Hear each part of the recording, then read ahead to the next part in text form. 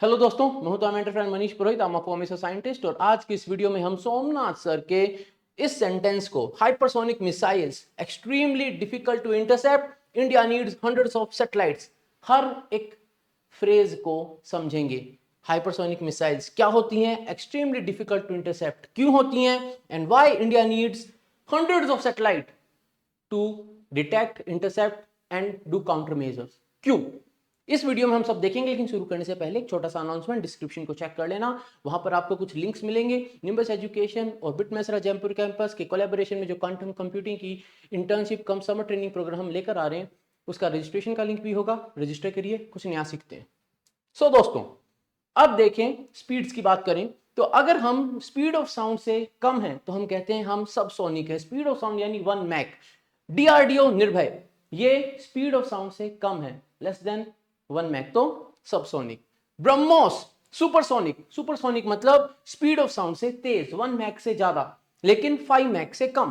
क्योंकि अगर आप 5 मैक से ज्यादा तेज स्पीड पे उड़ रहे हैं, जैसे ब्रह्मोस 2 जो हम डिजाइन करें, डेवलप करें, इंडिया बना रहा है इस मिसाइल को, तो ये हो जाती है हाइपरसोनिक। सो हाइपरसोनिक मिसाइल्स वो हैं जो कि 5 mach, 5 times the speed of sound से तेज हो, तो उनको हम हाइपरसोनिक स्पीड कहते हैं। यहां पर आप देखो तो ये और ये डिजाइन और इस डिजाइन में बहुत अंतर है, हम इस पे भी बात करेंगे। ओके, अब आगे बढ़े अगर हम, तो हमने पिछले एक वीडियो में, रिसेंटली मैंने एक वीडियो किया था जहां पे हमने देखा था फास्टेस्ट मिसाइल्स के बारे में। तो हमने देखा था कि मैक स्पीड देखो 27 times the speed of sound, 25 times the speed of sound, 25 times the speed of sound, अग्नि 5 24 times the speed of sound, Trident 2 24 times and 23 times the speed of sound. यहां पर ये जो भी आपको दिख रहे हैं ये सब मिसाइल्स हैं, ये हाइपरसोनिक ग्लाइड व्हीकल है। अब यहां पर हम जब बात करते हैं हाइपरसोनिक मिसाइल्स की, तो जब हम इंटरकॉन्टिनेंटल बैलिस्टिक मिसाइल्स की बात करते हैं तो ये एक ट्रेजेक्टरी को फॉलो करते हैं, रॉकेट के जैसे लॉन्च किया जाता है, बहुत ऊपर जाते हैं स्पेस में, और फिर री एंट्री होती है इनकी, and then when they come down, terminal speed इनकी, यानी फाइनली जब ये स्ट्राइक करने वाले हैं उस वक्त इनकी स्पीड मैक 25-24 हो जाती है। बट देन इसका डिजाइन तो एकदम अलग है, इट्स अ ग्लाइड व्हीकल। तो यहां पर हम जो बात कर रहे हैं, हम बात कर रहे हैं हाइपरसोनिक क्रूज मिसाइल्स की एंड हाइपरसोनिक ग्लाइड व्हीकल्स की। क्रूज मिसाइल मतलब वो मिसाइल जो पूरे अपने पाथ पे स्पीड को मेंटेन करते हैं। क्रूज मिसाइल बैलिस्टिक मिसाइल से अलग हैं। ये बैलिस्टिक मिसाइल्स हैं जो रॉकेट के जैसे लॉन्च होंगे, आउटर स्पेस में जाएंगे, वापस री एंटर होंगे, एंड देन टर्मिनली इनकी स्पीड बढ़ती चली जाएगी उस मोशन में। बट जब हम बात करते हैं क्रूज मिसाइल की, ये अर्थ के एटमॉस्फेयर में ही फ्लाई करते हैं, very close to the terrain flight करते हैं। इनको टेरेन हगिंग मिसाइल्स कहते हैं, यानी इतना पास में फ्लाई करते हैं टेरेन के कि इनको डिटेक्ट करना मुश्किल हो जाता है। तो इनको कंटिन्यूअसली बूस्ट करना पड़ेगा, कंटिन्यूअसली स्पीड मेंटेन करने के लिए इनको एक इंजन चाहिए। यहां पर हमें जो दिख रहा है ये है वो इंजन जिसको हम कहते हैं स्क्रैम जेट। इसकी डिटेल्स हम किसी दूसरे वीडियो में डिस्कस करेंगे, बट ये अलग है उन मिसाइल से। और ये है हमारा हाइपरसोनिक ग्लाइड व्हीकल जिसको लॉन्च कर दिया जाता है, फिर ये अलग हो जाता है उस रॉकेट से या मिसाइल से, और इसके अंदर वॉरहेड होता है, राइट। तो ये एक बेसिक हमने टर्मिनोलॉजी समझ ली। हाइपरसोनिक मिसाइल में हम किसकी बात कर रहे हैं, तो हम इंटरकॉन्टिनेंटल बैलिस्टिक मिसाइल्स की बात नहीं कर रहे हैं, हम बात कर रहे हैं hypersonic cruise missile and hypersonic glide vehicle की।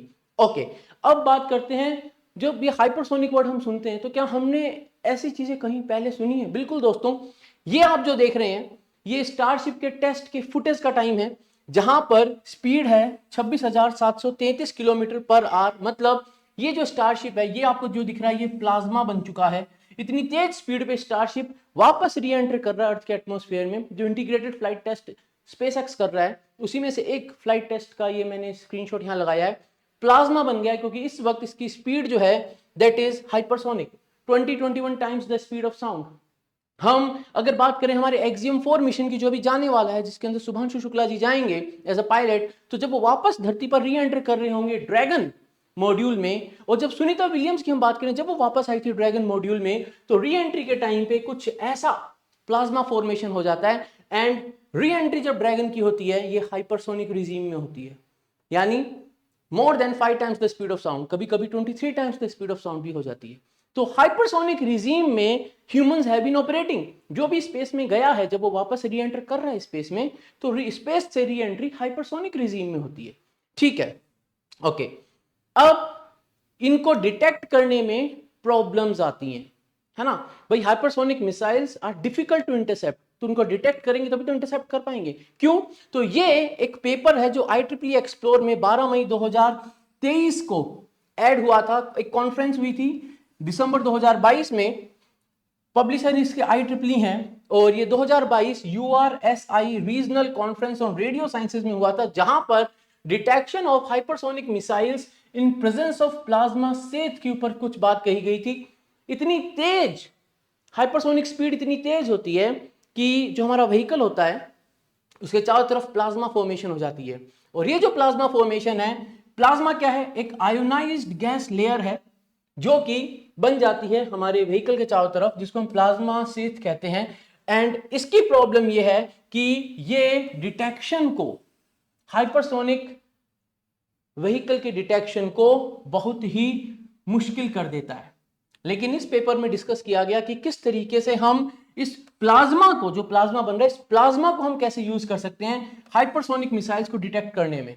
तो जब हम बात करते हैं रेडियो कम्युनिकेशन की, तो प्लाज्मा जो ये बनता है, रेदर यहां पर सभी को पता है, स्पेस में जब हम बात करते हैं तो प्लाज्मा फॉर्मेशन के कारण कम्युनिकेशन ब्लैकआउट हो जाता है। यानी एक ऐसा पॉइंट आता है जब ये प्लाज्मा फॉर्मेशन बनता है हाइपरसोनिक री एंट्री के टाइम पे, तो वो जो टाइम होता है 5 से 7 मिनट का, तब वहां पर कम्युनिकेशन ब्लैकआउट हो जाता है, रेडियो ब्लैकआउट हो जाता है, कोई भी कम्युनिकेशन हम नहीं कर पाते। इसका मतलब अगर हम इनको डिटेक्ट करने की कोशिश भी करेंगे इस रिजीम में, तो हम डिटेक्ट नहीं कर सकते अगर ये हाइपरसोनिक स्पीड पे मूव कर रहे हैं। बट हाइपरसोनिक क्रूज मिसाइल मतलब वो तो कंटिन्यूअसली हाइपरसोनिक स्पीड पे मूव कर रही है। तो ये पहला चैलेंज है उनको डिटेक्ट करने में, इसलिए उनको इंटरसेप्ट करना मुश्किल है। अब हम यहां पर देखें तो हमारे पास मान लो ये एक रडार है, वो बहुत ही काबिल रडार है, और ये डिटेक्ट करना चाहता है।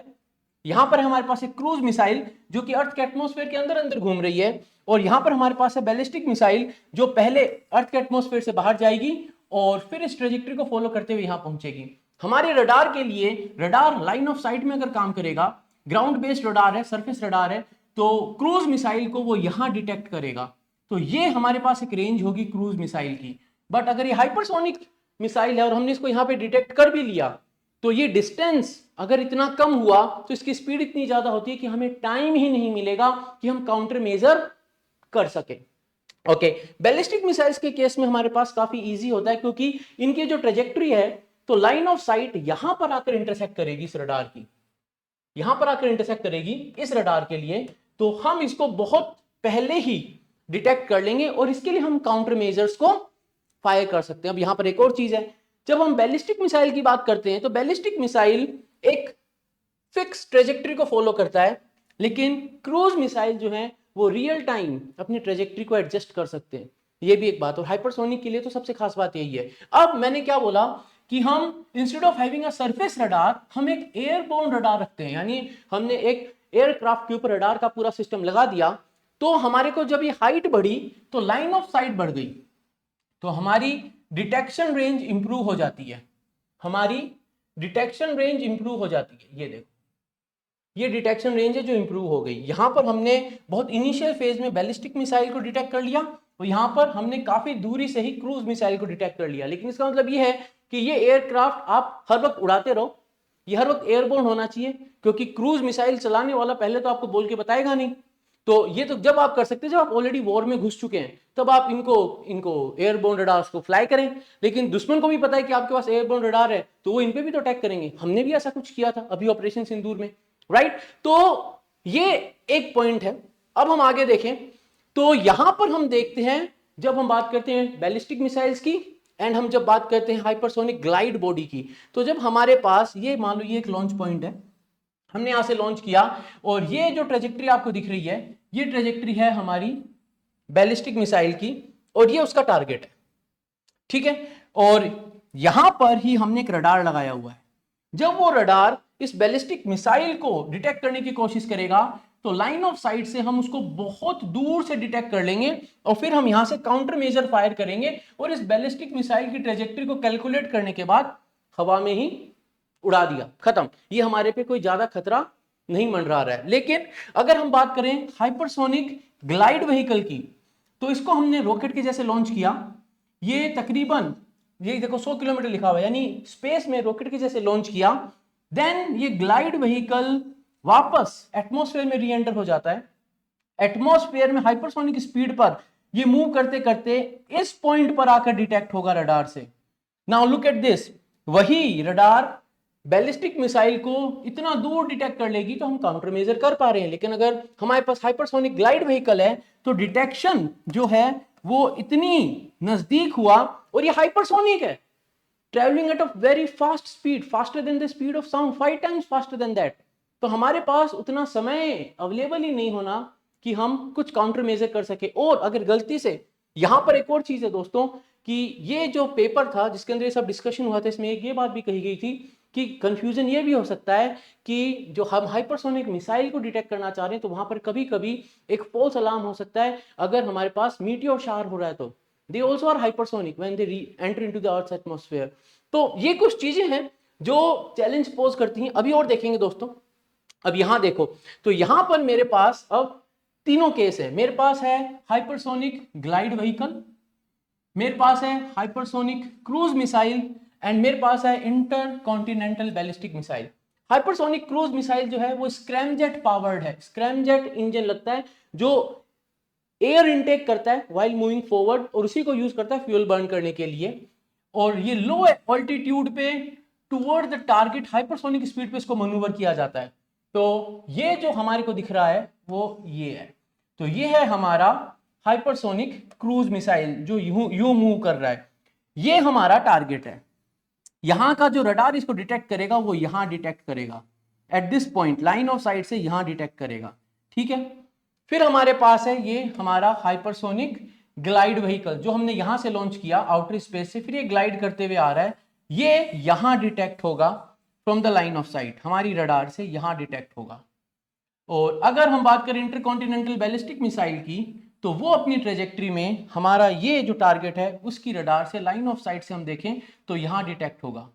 तो ये तो हो गया हमारा अर्ली डिटेक्शन, पॉसिबल है इसका, काउंटर मेजर कर सकते हैं। ये रडार डिटेक्शन की बात करें, यहां पर डिटेक्शन हो रहा है रडार का हाइपरसोनिक ग्लाइड व्हीकल का जो यहां पर है, ये बूस्ट रॉकेट बूस्टर से रिलीज किया जाता है, then it glides through the atmosphere to the target. ये इतनी तेज स्पीड पे एटमॉस्फेयर से ग्लाइड करता हुआ टारगेट पे स्ट्राइक करता है।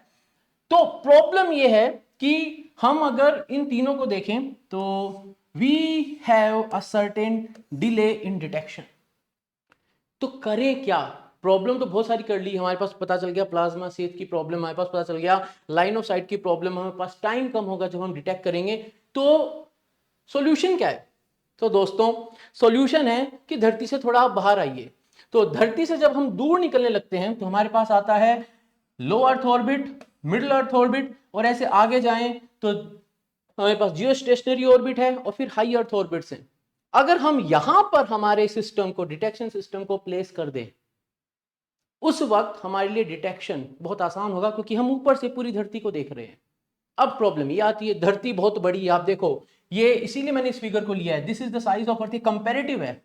ये सैटेलाइट्स हम यहां रखेंगे, यहां पर अगर हम सैटेलाइट्स रखेंगे तो हमें कितनी सैटेलाइट्स चाहिएंगी इस पर्टिकुलर ऑर्बिट में, जो लो अर्थ ऑर्बिट का रीजन है कि हम पूरी धरती को कवर कर सकें। क्यों? क्योंकि आप ये कैसे पता लगाएंगे कि लॉन्च कौन करने वाला है, कहां से करने वाला है? आपकी जो एडवर्सरीज हैं वो कहीं से भी लॉन्च अगर करते हैं, because there are so many, आज की तारीख में कोई कहीं से भी लॉन्च कर सकता है और काफी मेन लैंड के अंदर से लॉन्च कर सकता है, तो आप क्या करेंगे? यानी आपकी सैटेलाइट्स जो हैं वो कंटिन्यूअसली उसको देखती रहेंगी, तभी जाकर आप पकड़ पाएंगे। तो कैसे करा जाएगा? अब यहां पर हम आ जाते हैं सोमनाथ सर के पॉइंट पे। हाइपरसोनिक हमने पढ़ा, क्यों प्रॉब्लम है उनको इंटरसेप्ट करने में, क्योंकि उनको डिटेक्ट करने में प्रॉब्लम आती है। तीसरा, why we need hundreds of satellites, let's come to that. तो ये देखो एक सिंपल आर्किटेक्चर है, और ये जो आर्किटेक्चर है, इस आर्किटेक्चर में लेयर्स आपको दिख रही हैं। तो हमारे पास सबसे पहले एक नीचे की जो लेयर दिख रही है, ये है हमारी सेंसिंग लेयर। ये तकरीबन 600 किलोमीटर ऊपर धरती से कंटिन्यूअस फ्लो करेगा in an orbit, many satellites, so many, how many? हमें चाहिए 300 से 500 सैटेलाइट ग्लोबल कवरेज के लिए। और अगर कोई परसिस्टेंट किसी पर्टिकुलर रीजन को हमें अगर कंटिन्यूअसली मॉनिटर करना है तो 100-200 सैटेलाइट्स चाहिए, हंड्रेड्स ऑफ सैटेलाइट इसलिए आ गई क्योंकि पूरी धरती को हमको कवर करना है। तो ये सैटेलाइट्स क्या करेंगी, दे आर कंटिन्यूअसली मूविंग। अब यहां पर आप इसको समझिए, स्टारलिंक कंटिन्यूअसली पूरी धरती को इंटरनेट देना है। Starlink satellite, so many thousands of them are there, right. वो जो सैटेलाइट्स हैं अगर कंटिन्यूअसली धरती को इंटरनेट पास कर रहे हैं सिटीजंस को, दिस मींस वो कंटिन्यूअसली हर वक्त हर पॉइंट पे धरती को देख भी रहे हैं। तो कुछ वैसा एक आर्किटेक्चर है इन सैटेलाइट्स का। अब यहां पर हमारे पास कुछ प्रॉब्लम्स भी हैं जो अपन आगे डिस्कस करेंगे। Now what they are doing, so they are doing sensing at low altitude. तो थोड़ा उनका वेल डिफाइंड सेंसिंग पॉइंट होगा। तो जब लो ऑल्टीट्यूड से सेंस करते हैं इस ऑर्बिट से, तो उनका फुटप्रिंट 1200 किलोमीटर होगा। अगर वो मिडिल अर्थ पे नहीं, थोड़ा और ऊपर जाते हैं, ये है 1000 किलोमीटर, तो उनका जो फुटप्रिंट होगा वो 1800 किलोमीटर होगा। थोड़ा और ऊपर जाते हैं 1200 किलोमीटर पे, तो 2400 किलोमीटर का उनका फुटप्रिंट होगा जिसको वो कंटिन्यूअसली मॉनिटर कर पाएंगे। They are monitoring different assets, और फिर वो जब मॉनिटर कर रहे हैं तो they all have to communicate with each other. ये जो आपको डॉटेड लाइन दिख रही है, दिस मींस ये सारी सैटेलाइट एक दूसरे से कम्युनिकेट करेंगी। तो ये जैसे ही कुछ डिटेक्ट करेंगी, they will pass on the message, because मान लो धरती के दूसरी साइड कुछ डिटेक्शन किया है, that has to get relayed, because हमारी जो इंडिया के सेंटर है वो तो इंडिया की मेन लैंड में होंगे ना, उनको पता चलना चाहिए कि वहां पर से कोई मिसाइल फायर हुई है। तो they will communicate with each other and they will pass on that, they will relay the message. तो ये इंटर सैटेलाइट कम्युनिकेशन रिले होगा यहाँ पर। तो ये रिले सैटेलाइट्स के जैसे भी है। फिर इनके ऊपर है डेटा ट्रांसपोर्ट, तो ये कम्युनिकेशन जो है डेटा ट्रांसपोर्ट को भी जाएगा। यानी दो सैटेलाइट्स यहां पर देख रही हैं, दोनों कंफर्म कर रही हैं हाँ there is some activity going on. ये दोनों आपस में भी कम्युनिकेट करेंगी, एक दूसरे से कम्युनिकेट करेंगी, एंड ये ट्रांसपोर्ट लेयर को कम्युनिकेट करेंगी। ये भी सैटेलाइट की लेयर है। This data transport will again communicate with each other, और ये डेटा ट्रांसपोर्ट करेंगे हमारे ग्राउंड सिस्टम्स को, जो हमारा सपोर्ट है, जो इस एडवर्सरी को कंट्रोल करेगा, न्यूट्रलाइज करेगा। देन हमारे पास है high altitude sensing. High altitude sensing यानी अगर हमें कवरेज को बढ़ाना है तो हम इस रेंज की यूज करेंगे। अब यहां पे सवाल आता है, जब हम सैटेलाइट लॉन्च करते हैं तो एक लॉन्च व्हीकल लिफ्ट ऑफ करेगा, उसके अंदर सैटेलाइट होगी, और इसकी रिप्लेसेबिलिटी बहुत फास्ट होनी चाहिए, quickly they have to get replaced. जैसे कि अभी आप देखें फॉल्कन 9 के लॉन्च स्टारलिंक के लिए, मतलब हर हफ्ते लॉन्च हो रहा है एक तरीके से, आप ये मान लीजिए इस साल में 100 से ज्यादा लॉन्च कर चुका है स्पेसएक्स। तो वो सैटेलाइट्स को, तो वो जो लॉन्चेस हो रहे हैं सैटेलाइट्स के, वो क्यों हो रहे हैं, क्योंकि सैटेलाइट ऑर्बिट में जा रहा है, वो वहां पर मेंटेन करना जरूरी है, पूरा कॉन्स्टलेशन मेंटेन होना जरूरी है। अगर कोई की लाइफ पूरी हो रही है तो उसको रिप्लेस करना है, ये कंटिन्यूअस प्रोसेस है। तो इसमें बैच में बड़े बड़े लॉट्स में सैटेलाइट बनने चाहिए, तो हमें वो इंफ्रास्ट्रक्चर डेवलप करना पड़ेगा। देन आप अगर एक लॉन्च व्हीकल को लॉन्च करते हैं, वो सैटेलाइट्स को लॉन्च कर देता है, लेकिन वो रीयूजेबल नहीं है, और आपके 200, 250, 300 करोड़ रुपए खर्च हो रहे हैं हर लॉन्च व्हीकल पे, तो आप इसको सस्टेन कैसे करेंगे? तो आपको रीयूजेबल लॉन्च व्हीकल चाहिए, जैसे फॉल्कन 9। तो एक तरीके से आप देखिए कि फॉल्कन 9 जो रीयूजेबिलिटी है उसकी, जो स्टारशिप है उसकी जो रीयूजेबिलिटी है, that is a big advantage अगर हम बात करें अमेरिका के पास में। और बैचेस में उनके सैटेलाइट बनते हैं, स्टारलिंक 20-20 सैटेलाइट का स्टारलिंक का बैच एक साथ वो लॉन्च करते हैं। So that is the kind of infrastructure जो रिक्वायर्ड है। अगर हमें ऐसा एक सिस्टम चाहिए तो हमें सिर्फ हंड्रेड्स ऑफ सैटेलाइट ऑर्बिट में नहीं चाहिए, उनको लॉन्च करने के लिए एक इफेक्टिव सस्ता तरीका चाहिए। ऐसा नहीं कि हमने लॉन्च किया और 200-250 करोड़ का लॉन्च व्हीकल ऊपर गया, खत्म, नहीं, बहुत महंगा पड़ेगा। क्यों? रिप्लेस करते रहना है, राइट? ओके, लेकिन यहां पर तो डिटेक्शन हुआ, और चलो डिटेक्शन होके हमें पता चल गया कि देयर इज सम एडवर्सरी, और वो कुछ कर रहा है, और हमारे जितने भी ग्राउंड स्टेशन है सबको हमने इन्फॉर्म कर दिया with the help of satellite. ये जो हाईलाइटेड ग्रीन पार्ट है बता रहा है डेटा कैसे मूव कर रहा है। अभी हम लो और मिडिल लेयर को यूज कर रहे हैं, हाई ऑल्टीट्यूड को अभी यूज नहीं कर रहे। ठीक है, आगे बढ़ते हैं।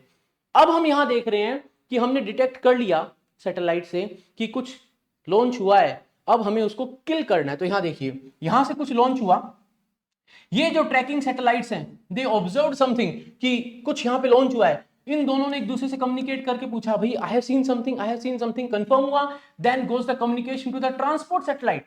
ट्रांसपोर्ट सैटेलाइट है और ये ट्रैकिंग सैटेलाइट एक दूसरे से कम्युनिकेट करते हैं कि भाई हमने ऐसा कुछ देखा। ये बोलते हैं हाँ मुझे भी दिखा, there is a glide vehicle because it's moving at hypersonic speeds, और कंटिन्यूअसली हम इसको मॉनिटर कर रहे हैं। देन ये आगे कम्युनिकेट करता है, ये ग्राउंड स्टेशन को कम्युनिकेट करता है कि we are observing something that is happening, and then that communication goes to the anti satellite जो हमारा न्यूट्रलाइज करने का तरीका है उसके पास जाता है, they fire the counter measure and we intercept. That's why, और ये without satellites, without the eyes in the space नहीं हो सकता। ये जो कम्युनिकेशन है फुल प्रूफ होना चाहिए। आप इन सैटेलाइट्स को अगर हैक कर लें तो आपका फेल हो जाएगा, यानी ये सैटेलाइट्स हैक प्रूफ होनी चाहिए। यहां पर एक और बहुत बढ़िया रिसर्च पेपर मैंने पढ़ा जो ये बताता है कि जब मैं सैटेलाइट को मैं जब इस मिसाइल को लॉन्च कर रहा हूं, उसी के साथ अगर मैं यहां से लेजर पॉइंट करूं, I can overwhelm the sensors of these satellites. इसके लिए अगर एक अकेली सैटेलाइट की जिम्मेदारी पे छोड़ दी जाए या दो ही सैटेलाइट की जिम्मेदारी पे छोड़ दिया है इस पर्टिकुलर डिटेक्शन को, तो आपका सिस्टम फेल हो सकता है, सिंगल पॉइंट फेलियर। क्योंकि मैंने जब इसको लॉन्च किया तो उस वक्त मैंने लेजर भी फायर करा और इसके सेंसर्स को ओवरवेलम कर दिया, सैचुरेट कर दिया, वो कुछ ही नहीं देख पा रहे या फिर कहीं और फॉल्स अलार्म दे रहे हैं। इसके लिए you need a group constellation जो कि कंटिन्यूसली उसको मॉनिटर करता रहे, राइट। तो यहां पर देखो एक कॉम्प्लेक्स सा सेटअप है, यहां पर बहुत सारे एब्रिविएशंस लगे हुए हैं। ये जो एब्रिविएशंस है उनका फुल फॉर्म यहां लिखा हुआ है, and this is from the SDA, that is space development agency of USA। उनका एक आर्किटेक्चर है जो बोल रहे हैं कि वहां पर नेवी भी होगी, ग्राउंड स्टेशन भी होंगे, हर कुछ सब कुछ होगा। उनका जो थर्ड बैटरी सिस्टम है वो भी होगा, एवरीथिंग इज गेटिंग एंगेज्ड। उनका जो मिसाइल फील्ड है, जो डिफेंस सिस्टम है बैलिस्टिक मिसाइल्स का, वो सारी चीज एक साथ एंगेज होंगी। एंड देन ये स्पाइरल नेटवर्क में काम करेगा। मतलब एक बार हमने एक पूरी लेयर को लॉन्च किया, उसने कुछ नया सीखा, उससे हम टेक्नोलॉजी को इंप्रूव करेंगे, फिर एक और लेयर को लॉन्च किया, and they will spiral out with improve technologies. यहां पर देखो एसडीए मैंने बताया स्पेस डेवलपमेंट एजेंसी की ट्रांसपोर्ट लेयर है। यहां पर MWMT क्या है, तो आप देखेंगे ये है स्पेस डेवलपमेंट एजेंसी की वार्निंग एंड मिसाइल ट्रैकिंग। तो this is warning and missile tracking and fire control. तो वार्न भी करेगा, ट्रैक भी करेगा और कंट्रोल भी करेगा फायर को, ठीक है। Then again transport, then again warning, tracking, control, warning, tracking, control, transport, ये एक लेयर है। इसके ऊपर हमारे पास मिडिल अर्थ ऑर्बिट में, तो आर्किटेक्चर दो अलग अलग डिस्कस हुए हैं। ये जो आर्किटेक्चर है इसमें हम हैं 600, 1000, 1200 किलोमीटर की बात कर रहे हैं।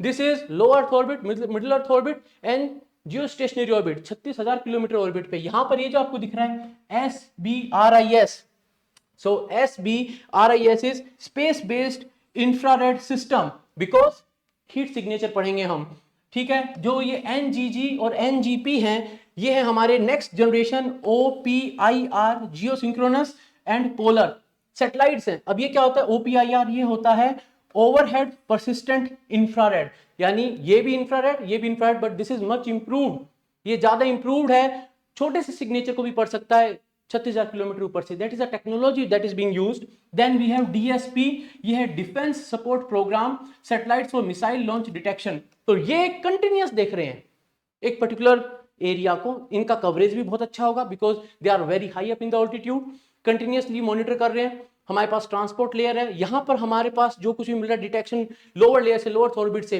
Then HBTSS is hypersonic and ballistic tracking space sensor. We have placed sensors for हमारे पास for the hypersonic and ballistic missile का लॉन्च हम यहाँ पे ट्रैक कर रहे हैं, communicating with each other, and then first shot opportunity कि हम उसको किल कर सकें, तो it goes there।